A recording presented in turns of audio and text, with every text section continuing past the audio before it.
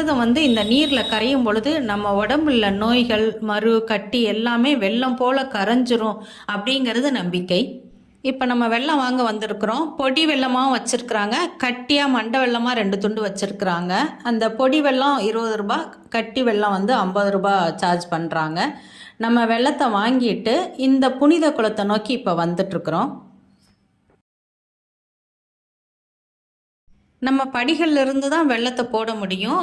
கீழே இறங்கி தண்ணியில் கால் வைக்கிறதுக்கு அனுமதி இல்லை, தண்ணியில் கால் கழுவுறதுக்கும் அனுமதி கிடையாது. இந்த புனித குளத்துக்கு ஹிருதபா நாசினி அப்படின்னு பேர். இது கங்கை காவேரி விட மிக புனிதமாக போற்றப்படுது. முனிவர்களும் தேவர்களும் நீராடின குளம் இந்த ஹிருதபா நாசினி. இங்கே இந்த வெள்ளத்தையும் பாலையும் நம்ம கரைக்கும் பொழுது நம்மளுடைய பாவங்கள் அனைத்தும் கரைந்து நம்ம என்ன பிரார்த்தனையை தெய்வத்தின் முன்னாடி வைக்கிறோமோ அத்தனையும் நிறைவேறும்.